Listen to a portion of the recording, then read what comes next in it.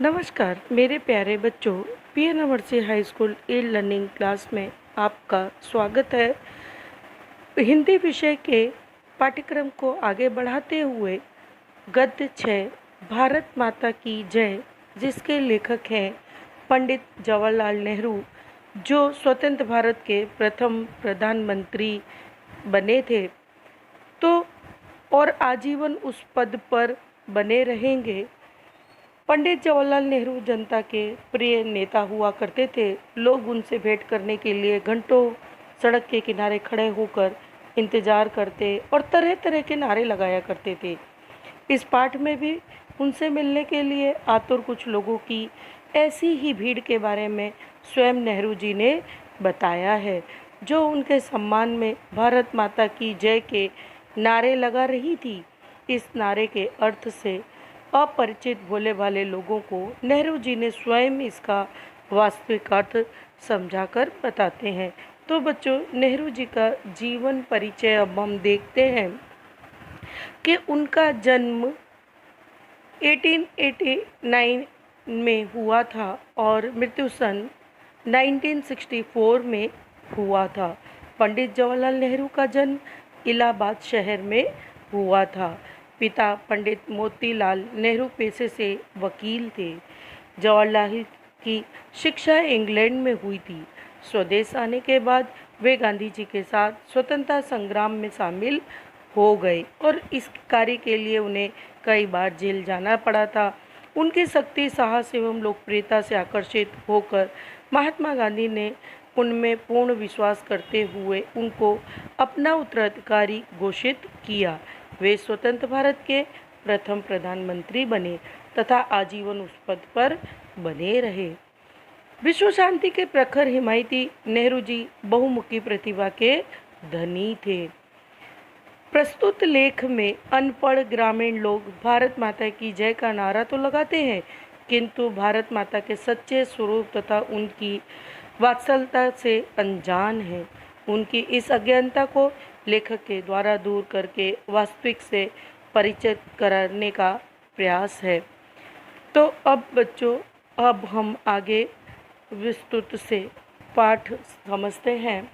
रात हो गई थी। हम तेज़ी से रोहतक दिल्ली रोड की ओर बढ़े, क्योंकि उस रात के हमें दिल्ली पहुंचकर गाड़ी पकड़नी थी। नींद मुझे बुरी तरह से घेर रही थी। यकाएक हमें रुकना पड़ा, यानी अचानक उन्हें नेहरू जी को रुकना पड़ा, क्योंकि बीच सड़क पर आदमी और औरतों की भीड़ थी। क्यों रुकना पड़ा था? तो बीच सड़क पर आदमी और औरतों का भीड़ जमा हुई थी। कुछ के हाथ में मशालें थीं। वे आगे बढ़कर हमारे पास आए और जब उन्हें संतोष हो गया कि हम कौन हैं, तब उन्होंने बताया कि दोपहर से वे वहाँ बैठे बैठे इंतज़ार कर रहे हैं। वे सब हष्ट पुष्ट जाट थे। वे कैसे जाट थे? तो हष्ट पुष्ट जाट थे। उनमें से ज़्यादातर छोटे मोटे जमींदार थे। उनसे बिना थोड़ी बहुत बातचीत किए आगे बढ़ना मुमकिन नहीं था। हम बाहर आए और रात के धुंधले में हजारों या इससे भी ज़्यादा जाट मर्दों और औरतों के बीच बैठ गए। उनमें से एक चिल्लाया, कौमी नारा, कि हम कौम के लिए नारा लगा रहे हैं, और हजारों गलों ने मिलकर जोर से साथ 3 बार चिल्लाकर कहा, वंदे मातरम। और फिर उन्होंने भारत माता की जय के नारे लगाए। यह सब वंदे मातरम और भारत माता की जय किस लिए है, मैंने पूछा। यानी नेहरू जी उन लोगों से जो अनजान थे, अज्ञान थे, ऐसे लोगों से पूछ रहे हैं कि वंदे मातरम और भारत माता की जय आप लोग किस लिए लगा रहे हो। तो कोई उत्तर नहीं मिला। पहले उन्होंने मुझे घूर कर देखा और फिर एक दूसरे का मुंह ताकने लगे। दिखाई पड़ता है कि वे मेरे सवालों करने से कुछ परेशान हो उठे हैं। मैंने सवाल दोहराया, बोलिए, ये नारे लगाने से आपका क्या मतलब है? अब वहाँ पर नेहरू जी पूछ रहे हैं कि कुछ लोग तो परेशान हो गए थे। तो फिर उन्होंने फिर से प्रश्न किया कि ये आप जो नारे लगा रहे हो, इसका मतलब क्या है? फिर भी कोई जवाब नहीं मिला। उस जगह के अधिकारी कांग्रेस कार्यकर्ता कुछ खिन्न यानी नाराज हो रहे थे।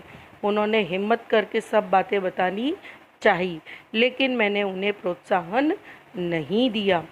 ये माता कौन है जिसको आपने प्रणाम किया है और जिसको जय के नारे लगाए हैं?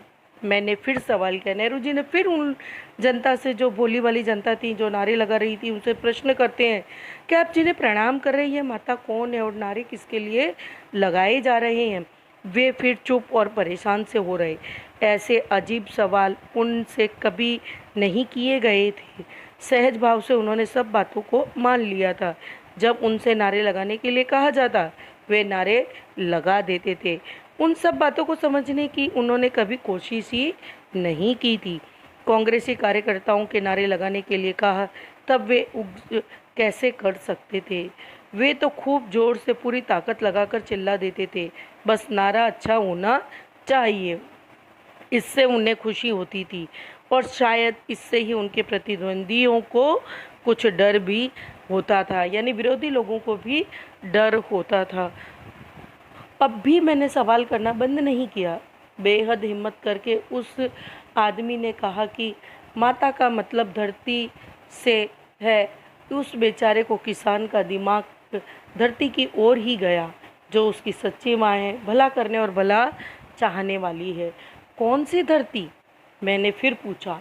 क्या आपके गांव की धरती या पंजाब की धरती या तमाम दुनिया की? इस पेचीदा सवाल से वे और परेशान हो गए।